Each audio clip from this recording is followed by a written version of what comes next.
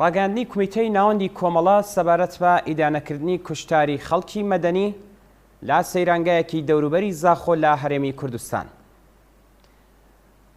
ئەرتەشی جەنایەتکاری تورکیا لە درێژەی حوزور و کردەوەی دەستڕێژی کارانەی خۆیدا لە هەرێمی کوردستان ڕۆژی چوارشەممە 20 ژوئیەی 2022 زاینی گوندی پەرخ شوێنی نیشتەجێبوونی ئەو کەسانەی کە بە مەبەستی سەیران چووبوونە ئەو سەیرانگایە و زۆر بەشیان خەڵکی ناوچەکانی باکووری عێراق بوون تۆپباران کرد. لە ئاکامی ئەو کردەوە جنایەتکارانەیەدا 9 کەسی بێدیفاع گیانیان لەدەستدا و پتر لە 20 کەسی تر و لەوانە چەند منداڵ بە سەختی بریندار بوون. ئەم جنایەتە سێهەمین کردەوەی ئەرتەشی تورکیەیە لە ماوەی یەک مانگی ڕابردوودا لە دژی خەڵکی ناوچەکە و ئەو کەسانەی بۆ سەیران ڕوو دەکەنە سەیرانگای هاوینە لە گوندی پەرخ لە هەرێمی کوردستان. ئەو کردەوەی ئەرتەشی تورکیا شەپۆلێک ناڕەزایەتی و بێزاری لە ناو خەڵکی عێراقدا دروست کرد.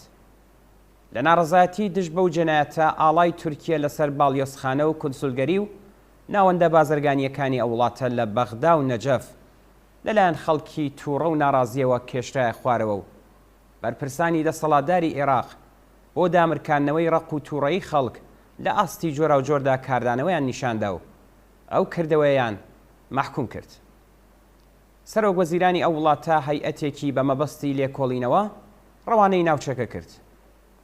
ئەو جنایەتەی ڕۆژی چوارشەممە یەکەم کردەوەی پلان بۆ داڕێژرا و بە ئەنقەستی دەوڵەت و ئەرتەشی تورکیا لە هەرێمی کوردستان و لە دژی خەڵکی مەدەنی و دانیشتوانی بێدیفاعی ئەو ناوچەیە نییە. ئەرتەشی تورکیا بە حوزور و پێشڕەوی تا قوڵایی خاکی کوردستانی عێراق و جێگیربوون لە ناوچە جیاجیەکان و هەروەها با دروستکردنی چەندین مۆڵگە و پادگانی نظامی ئەمنیەتیان لە خەڵکی ناوچەکە زەوت کردووە. لە ئاکامی ئەو هێرشانەدا جگەل لە زیانی ئینسانی و نائەمنکردنی شوێنی کەسب و کاری خەڵک دارستانەکانی ناوچەکەش لە ئاگردا دەسووتێن ژینگە لە ناو دەچێت و زیان بە ئاژەڵ و پەلەوەرە کێویەکان و مەڕ و ماڵاتی خەڵک دەگات. جگەلەوەش ئەرتەشی تورکیا هەتا ئێستا چەندین جار لە باکوورترین و لە قوڵایی ناوچەکانی هەرێمی کوردستان بە بەکارهێنانی فڕۆکەی بێفڕۆکەوان و کەڵک وەرگرتن لە تاقم و گروپە تێروریستە نهێنیەکانی لە ناوچەکە خەڵکی ئاسایی و خەباتکارانی کوردستانی سووریە و تورکیەی کە بە ئاگاداری و ئیزنی حکوومەتی هەرێمی کوردستان لەو ناوچانە دەژین کردوتە ئامانجی کردەوە تێروریستەکانی. ئەم دەستڕێژیە جەنایەتکارانەیە لە هەلومەرجێکدا بەڕێوە دەچێت کە دەوڵەتی نژاد پەرستی ئەردوغان و حیزبی دەسەڵاتدار واتە ئاکەپە لە تورکیا لەگەڵ کۆمەڵی شکست و ناکامی بەرەڕوو بوونەتەوە. قەیرانی ئابووری و دابەزینی نرخی لیرەی تورکیا، پەرەسەندنی هەژاری و بێکاری، دژایەتی ڕۆژ بە ڕۆژ زیاتر لەگەڵ سەرەڕۆیی و تاکڕەوی و هەروەها شکست و ناکامیە ناوچەیەکانی ئەردوغان ڕژیمی تورکیای خستۆتە بارودۆخێکی گەلێک لاوازەوە. ئەردوغان دەیەوێت بە ماجەراجوویی و داگیرکاری لە خاکی وڵاتانی دراوسێ و بەتایبەت دژایەتی لەگەڵ داخوازیە ڕەواکانی خەڵکی کوردستان، ناسیۆنالیزمی تورک و ئیسلامیە بناژۆخوازەکان لەگەڵ خۆی هاوڕا بکات و لا گیر و گرفتە ناوخۆیی و دەرەکیەکانی کەم بکاتەوە.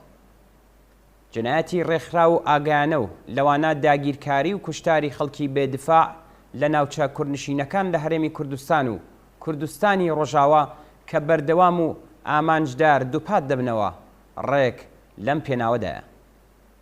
کومیتەی ناوەندی کۆمەڵە هێرشی وەحشیانەی ئەرتەشی تورکیا بۆ سەر سەیرانگای پەرخ لە هەرێمی کوردستان و کوشتاری خەڵکی بێدیفاع بە توندی ئیدانە دەکات و هاودەنگ لەگەڵ جەماوەری ئازادی خوازی ناوچەکە خوازیاری کۆتایی هێنان بە دەستڕێژیەکانی دەوڵەتی ئەردوغان و حیزبەکەی لە دژی خەڵکی کوردستانە. کۆمەڵە هاوکات لە سەرجەم هێزە پێشکەوتن خواز و مرۆڤ دۆستەکان، حیزب و ڕێکخراوە سیاسی و خەباتکارەکان و جەماوەری وەگیان هاتوو لە دەست جینایەت و داگیرکاریەکانی دەوڵەتی تورکیا داوا دەکات کە بە هەر شکلێکی ممکن لە دژی تۆپبارانی بە ئەنقەست و ئامانجداری سەیرانگە و خەڵکی بێدیفاع لە هەرێمی کوردستان یەکگرتوانە دەنگی ناڕەزایەتی خۆیان بە گوێی خەڵکی جیهان بگەێن و خوازیاری کۆتایی هێنان بە جەنایەتەکانی دەوڵەتی تورکیا و شەڕ و داگیرکاریەکانی لە هەرێمی کوردستان بن. کومیتەی ناوەندی کۆمەڵە ڕێکخراوی کوردستانی حیزبی کۆمۆنیستی ئێران چوارشەممە 29 پوشپەڕی 1401 هەتاوی بەرابەر لەگەڵ 20 ژوویەی 2022 زاینی.